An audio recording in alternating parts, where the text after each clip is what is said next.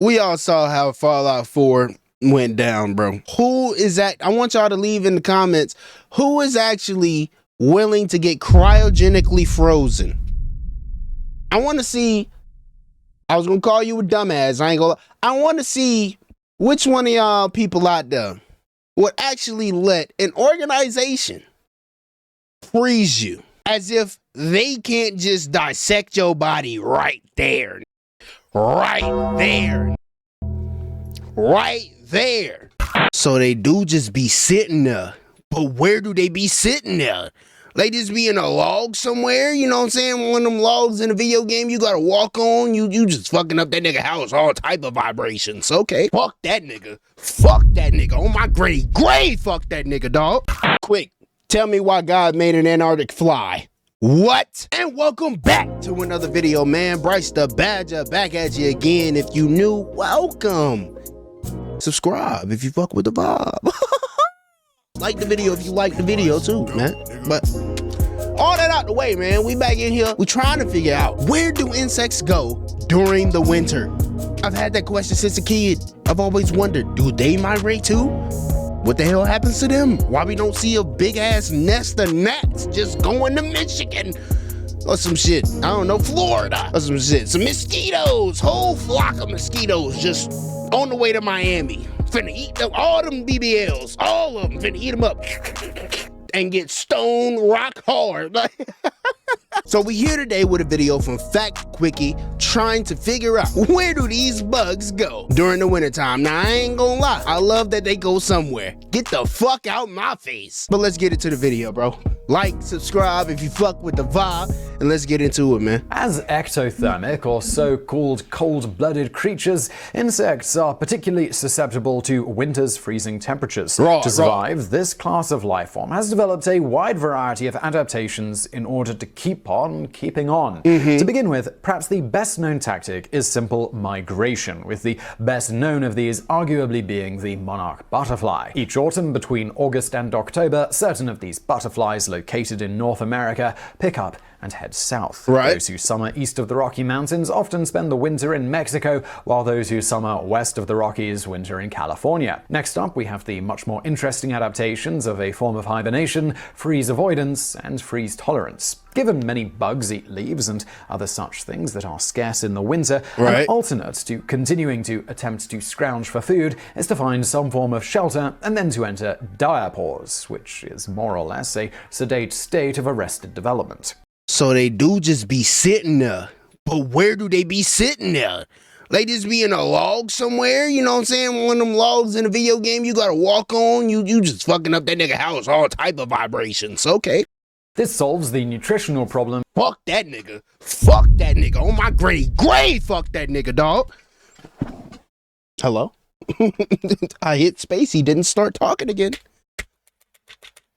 So where's my But there's still potentially the whole issue of sub-zero temperatures. To get around this during this stage, bugs may do things like reduce the water level in their bodies, sometimes even to the extreme, like the Antarctic midge, which simultaneously accumulates sugars in their cells. Quick, tell me why God made an Antarctic fly. What? Why did he do that? Where's that necessary? Who in the Antarctic or the Arctic is eating flies? Where they at? What species is that? I would love to know. Somebody tell me why the hell he made this goddamn fly to survive in the cold. What the fuck? To lower the freezing point of the remaining water, while also reducing the amount of water to a state of almost total dehydration, which further increases the concentration of the sugar levels. On that note, it turns out that many bugs accumulate cryoprotectants. In layman's terms, that's antifreeze in the winter, and that's often glycerol. There's this fish with that essentially too. works via glycogen breaking down more and more into glycerol as the temperature drops lower and lower. As the accumulation of this in their cells and body fluids increase, so does their freeze avoidance capabilities. In addition to making their own pressstone, these insects also create an environment in their bodies that is not ideal for the formation of ice nucleation, nucleation in the first place. Really? For those unaware, for ice to form at temperatures encountered by most living things, it needs a nucleation site, some small particle to form off of. Without it, water can actually go well into negative temperatures before freezing. Really? Taking advantage of this fact, many freeze-avoidant insects have processes that reduce such particles in their bodies, such as food bits, microbes, even certain proteins that would serve as nucleation sites. Wow. This can be accomplished in such ways as ceasing to eat to clear out their digestive tract, as well as getting rid of lipoproteins in their equivalent of blood. Of Don't course, know what that this is. all only goes so What the hell is far, that? so freeze-avoidant insects often Man, you got a dookie on my screen. What is this? also need to find shelter. Those insects that spend the winter attached to a branch or a twig, like the goldenrod gall moth caterpillar, may also use the plant's natural defenses to create their winter igloos. In this case, as the insect is attaching itself, the plant produces a cancer-like growth in defense called a gall, which in turn will form around the creature and help protect it from the weather. That's In addition, many crazy. species winter as Look at this grub. Look at this grub. I got animals in spore that'll eat the shit out this nigga right now, bro. What you talking about? You know what I'm saying? Like, what? eggs or larvae, either in protected cocoons underneath piles of leaves or the like, or they may simply burrow into the soil to take advantage of the ground's slightly more temperate and regulated temperatures. I like to be this centered, is also a much safer place to be in the winter, thanks to the extra protections the potentially frozen ground offers from hungry animals like birds. Beyond burrowing into various places for protection from the elements, some go even further to group together for added protection and warmth, such as ladybugs. Dog, can you imagine coming across a fucking log, a leaf covered of fucking whatever the hell this is, larvae? I was gonna say ladybugs, but us as humans, we don't have no fears of ladybugs unless you weird. You weird? You said you wanted the weird ones. Why do you not like ladybugs? They can't eat you. Relax, bro. They pretty as shit. You over here, poisonous frogs are pretty too. Like poison dart frogs. No, I can't touch them. I can't touch ladybugs either. No, bro, you're gonna be okay. I promise you. God damn. To tend to huddle together and stack on top of each other inside some protected area, such as cracks in building walls or under rocks.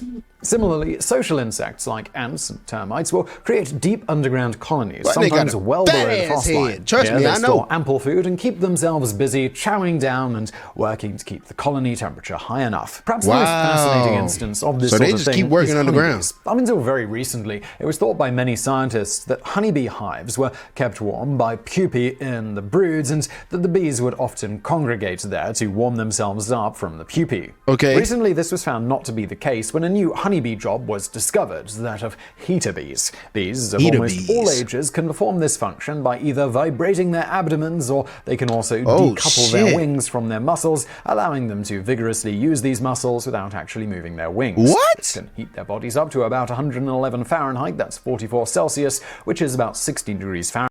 Hey, say, twin, let's go outside and just live, bro. Let's live outside. Stop using these houses. Stop using cars. Maybe we'll evolve again. How about that? Maybe we'll grow some wings. You know what I'm saying? Maybe we'll have wheels on our feet. We don't know because we just stopped. We just stopped innovating. Once we got to this form, 2 legs, 2 arms, 10 fingers, 10 feet. 10 toes. 10 feet is crazy. I don't want 10 feet. Don't evolve me that way, goddamn. I ain't trying to look like Squidward out this bitch. But listen, bro, we need to go back to something, bro. Something natural, bro. We need to stop living in these houses or something, bro. We stopping our own evolution, bro. This nigga already bald. That man probably supposed to have a head full of wings. And we'll never know it. We'll never know it. And that shit's ass. Fahrenheit, 9 degrees Celsius hotter than their normal body temperature. Another recent discovery that went with this was why queen bees leave certain cells in the brood empty. It was previously thought this was an undesirable quality of a queen, so queens that left less empty cells were sought out. In fact, these empty cells are essential to a healthy hive. Before the discovery of heater bees using infrared technology, it was thought the bees that crawled in these empty cells were cleaning them out. What's actually happening is that the heater bees will crawl inside these cells to keep the surrounding cells at the proper temperature and turn into a vibrator. Warm a maximum of about 70 or so cells per and start heater killing bee. themselves. The heater bees can also directly regulate temperature in individual cells by standing over and pressing their thorax against a cell. If I'm not wrong, they can't kill themselves from doing this, right? majority of the time they do that, right? Thing which scientists used to think was just the bees resting. In reality, they are working their wing muscles extremely hard to heat up the cell with their heightened body temperature. Why they do this has to do with job distribution. Normally, honeybee jobs are primarily assigned based on their age. However, Just if like the a hive bug. needs more bees that are naturally inclined towards housekeeping jobs or foraging, Sorry, bugs. Whoa, chat. Whoa. Whoa. Whoa. I might have made a connection, nigga. We are all ants, and them big, fat, old white niggas are the queens. That's why they act like bitches. God damn, boy. Shit. Boy, I done broke America, bruh. I done broke it down for you in a way that you can understand, bruh. Right?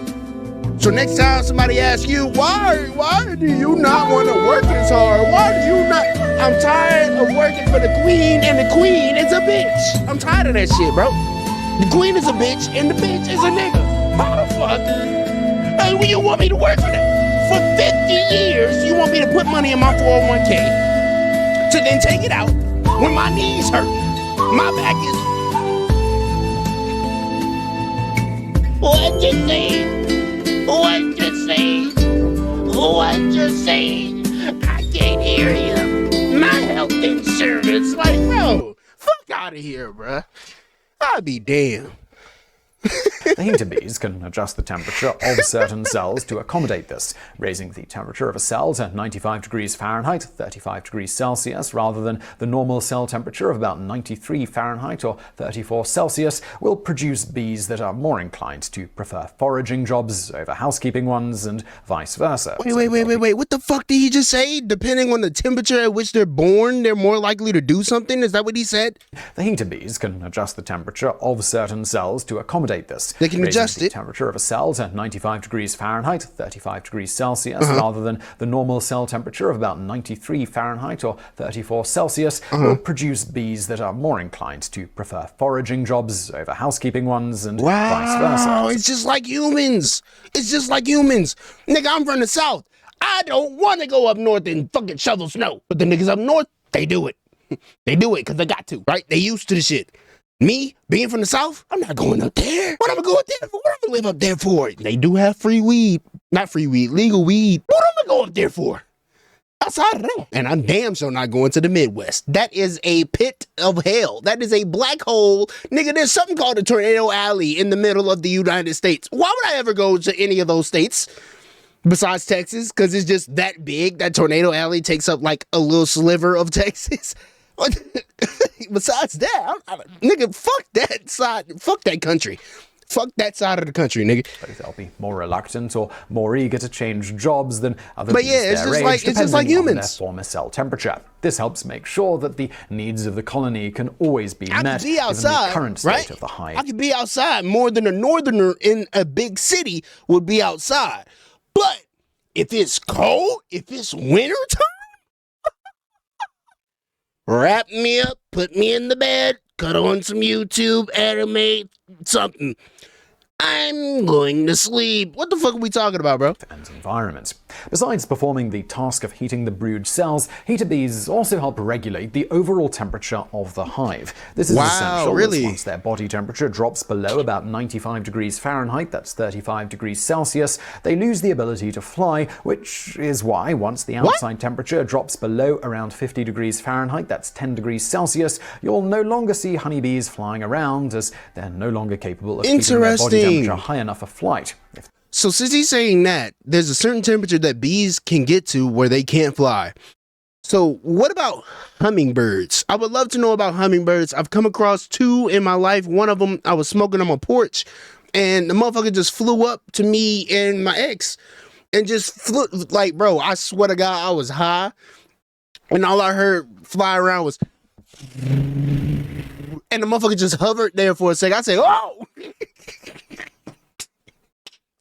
Oh, that motherfucker just flew off. I said, God damn it. She didn't even notice. I said, bro, you ain't see that hummingbird? She said, what? What? I said, God, man, I done scared away the hummingbird, babe. My fault. Bro, that was my first time seeing a hummingbird, bro. First time seeing a hummingbird. That motherfucker just flew up. I said, whoa. but it startled me in my high mind, and I got startled out loud, and the motherfucker flew away, man. I hope I see another one someday, bro. Hummingbirds are cool as fuck, bro. Cool as shit. Matter of fact, I might put up a hummingbird little feeder around here somewhere. That way my mama can see them, because I don't think she's seen one. The temperature drops low enough, they lose the ability to move at all. Going back to heating the hive in winter, as the temperature drops, the bees all clump together towards the middle of the hive surrounding the queen. Of course. At this time, they allow the temperature of the hive to drop to around 81 degrees Fahrenheit or 27 degrees Celsius on the inside of the cluster in order to conserve energy. Bees on the outer parts of the cluster, which will usually be kept at least 48 degrees Fahrenheit or 9 degrees Celsius, then occasionally rotate with the bees on the more crowded inner parts so that all bees have a chance to keep warm enough to survive. I do have a question, though. I forgot my question. Once the queen starts laying again, the temperature of the inner part of the hive will be raised back up to around 93 degrees Fahrenheit.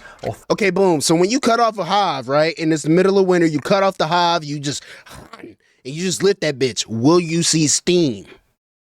Will you see steam like water vapor coming up from them motherfuckers just being so hot? Will you see anything at all? Will you see the heat waves that you be seeing in the summer emitting from the roads? Will you see that? That's pretty cool. 34 degrees Celsius. In order to support the heater bees at their job, other bees are given the job of occasionally bringing food to them as the heater bees' energy starts to run low from their constant, vigorous use of their wing muscles, of course, vibrating to generate heat.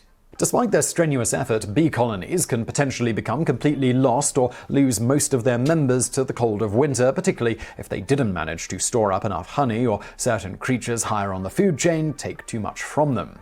Moving on, some insects don't enjoy the luxury of sitting the winter out and must remain directly active. Okay, so who are these? Species like mayflies, stoneflies, and dragonflies winter as nymphs, an immature stage that resembles the adult stage, and unlike their other relatively sedate cousins, these continue to eat and grow throughout the winter, often having even greater cryoprotectants, among other adaptations, okay, that makes allow sense. for lower temperatures I was about to ask why. allow them to remain active without as much risk. So this all brings us around to not just freeze avoidance, but freeze tolerance. These insects have adapted to be able to turn into little insect icicles temporarily and then be thawed and go along their merry way later on. As you might imagine from this, some of these types are being studied for potential application to cryogenically freezing humans without damaging cells and tissues and things like that. Also interesting is that freeze-tolerant insects are significantly more common in the southern hemisphere. 85. Hey, chat. I ain't gonna lie to you, man. We all saw how Fallout 4 went down, bro. Who is that? I want y'all to leave in the comments. Who is actually willing to get cryogenically frozen? I want to see. I was gonna call you a dumbass. I ain't gonna. I want to see which one of y'all people out there would actually let an organization freeze you as if they can't just dissect your body right there, nigga. Right there, nigga. Right there. I'm just saying. 5% of insects there versus only 29% in the northern hemisphere. It's thought this is the generally warmer climate, but where random cold snaps can cause temporary plunging of temperatures into the freezing levels, where the insects must be able to handle the large and sudden drop.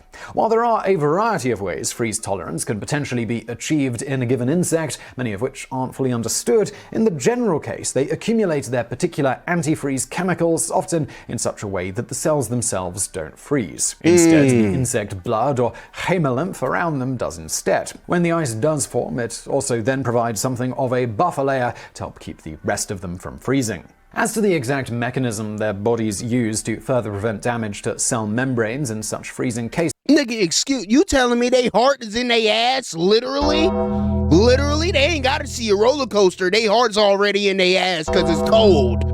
It's cold. They heart's in their ass now. Wow. This isn't yet fully understood, though in many it does appear that they also use protein ice nucleators to help not just control the location, but rate of freezing, allowing their cells and tissues to more slowly adapt to the freezing. Do you see what I'm talking about, bro? Now, I understand that these things have been around longer than dinosaurs, right? I understand that. And they've been around for about as long as the Earth, pretty much. Listen to me, though, nigga.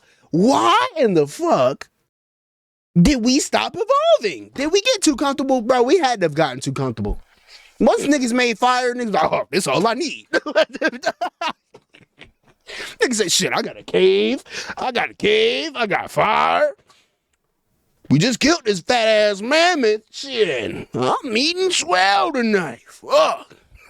Hey, Ooga Booga, you trying to fuck some? Like, process rather than instantly freezing at a certain point. One of the more extreme examples of this is the Pithidae beetle, which can continue to keep itself from turning into a popsicle all the way down to about minus 54 degrees Celsius, that's minus 65 degrees Fahrenheit. At this point, ice will form around the cells, but not within them, allowing them to survive for a time at even lower temperatures. Now, I ain't gonna say we need that type of technology in our bodies, but like, hey, you know what I'm saying? Like, it'll make winter a lot easier for a young nigga like me, and I'm in the South. Since y'all want to keep fucking up the planet with global warming and shit, you know, all that hair care product I was spraying in the ozone back in the 70s, 80s. Yeah, trust me, I know. Yeah, you dumbass motherfuckers. Anyway, if you like the video, subscribe if you fuck with the vibe. Why am I doing this? I don't know. Probably because the subscribe button's down there, nigga. Look.